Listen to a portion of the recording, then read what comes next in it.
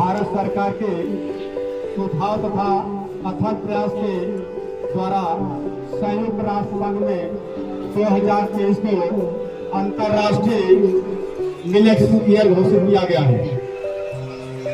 मोका अनाज जिसको कहते हैं, मिलेट्स का मतलब यह मोका अनाज क्या होता है, इससे नई पीढ़ी के बच्चे कम परिचित हैं।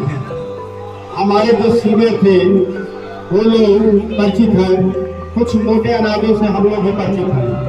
हम लोगों ने बाल्यावस्था में लगभग यह मोटा अनाज विलुप्ति के कगार पर था।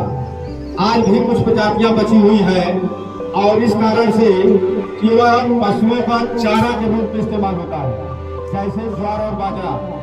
इनसे आप परिचित होंगे। इनके अनाज जो है हम लोग मानव इस्तेमाल करते हैं तथा इनके डंठल और टहनिया या पौधा पशुओं के चारे के रूप में प्रयोग किया जाता है। और ज्यादातर प्रजातियां इसका विलुप्ति के कगार पर होते हैं। इसमें ज्वार बाजरा के साथ साथ कोदो होता है, रागी होता है, साना होता है तथा अन्य बहुत सारी फसलें हैं जो कि विलुप्ति के कगार पर है। मानव जब से सब हुआ था, विशेष करके सभ्यता के क्रम में अफ्रीका और एशिया, यहाँ पर शुरुआती दौर में सबसे पहले इन मोटे अनाजों का कृषि उत्पादन किया और इन्हीं से उनका भरण पोषण प्रारंभ हुआ। इसी को वैदिक युग में आयुर्वेद के हिसाब से एक दवा माना जाता था, क्योंकि यह हमारे स्वास्थ्य के लिए बहुत अच्छा था, अर्थात स्वास्थ्य वर्धक था। हमारे स्वास्थ्य के लिए यह वरदान था। समय गुजरता गया, समय के साथ साथ बहुत सारे बदलाव हुए। उसमें जब देश हमारा आर्थिक गुलामी से जूझ रहा था और देश को जब स्वतंत्रता मिली तो सबसे ज्यादा समस्या हमारे देश को जनसंख्या विस्फोट से गुजरना था। जनसंख्या विस्फोट इतनी तेजी से था कि अन्न का उत्पादन नहीं हो पा रहा था उतना जितना कि हमारे देश को जरूरत थी। अन्न के लिए हम आत्मनिर्भर नहीं थे, दूसरे देशों पर निर्भर थे।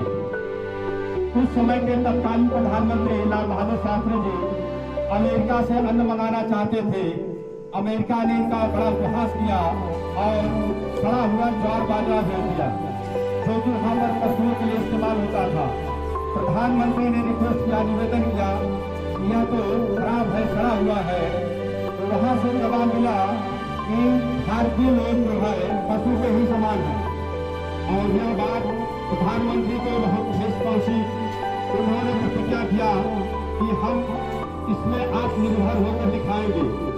उन्होंने अपने यहाँ के वैज्ञानिकों से मीटिंग लिया और पूछा कि क्या हम इसमें कर सकते हैं, और यह सड़ा हुआ ज्वार बाजरा हम अपने देशवासियों को नहीं खिला सकते।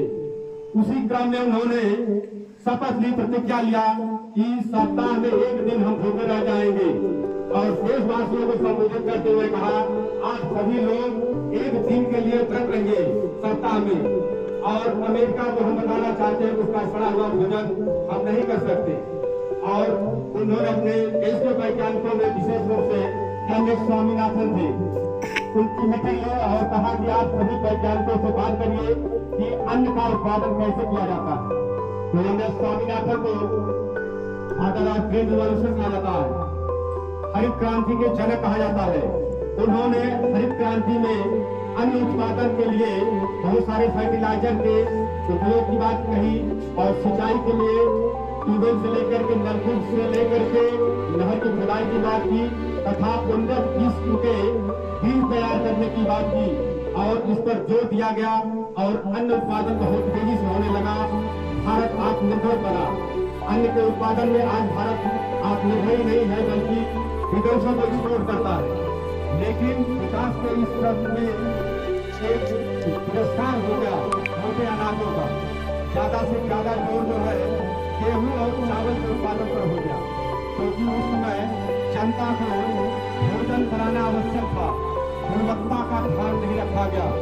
और जो मोटे अनाज होते हैं उनमें बहुत ज्यादा गुणवत्ता पाई जाती है, पोषक तत्व बहुत ज्यादा पाई जाती है और हमारे स्वास्थ्य के लिए बहुत अच्छे होते हैं।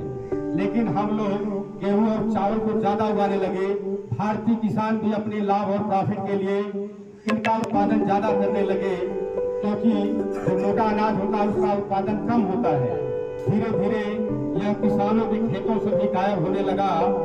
जब वैज्ञानिकों ने अंतर्राष्ट्रीय स्तर पर अध्ययन किया तो पाया कि पूरे विश्व में जो हार्ट की डिजीज हो रहे हैं, शुगर की बीमारियां हो रही हैं, कैंसर की बीमारियां हो रही हैं, वैदिक युग में या पुराने समय में ऐसा कम होता था, हमारे बुजुर्गों में ऐसा रोग कम पाया जाता था। उसका कारण क्या है? उसका कारण यही है कि जो मोटे अनाज थे उनमें इतने पोषक तत्व पाए जाते थे जिनमें रोग प्रतिरोधक क्षमता बहुत हुआ करती थी, अर्थात रोगों से लड़ने की क्षमता बहुत ज्यादा थी। और जो गेहूं हम खाते हैं, इस गेहूं में बहुत सारी बीमारियां को जन्म देती हैं। इसलिए हमारे थाली में इसका भोजन कम होना चाहिए, मोटे अनाज को मिश्रित करना चाहिए। इसी के कारण से जब वैज्ञानिक इस बात को समझ गए कि भारत की जो प्राचीनतम पद्धति थी खाने पीने को लेकर के विश्व में सबसे उत्तम पद्धति थी, तो भारत का अनुकरण आज पूरा विश्व कर रहा है।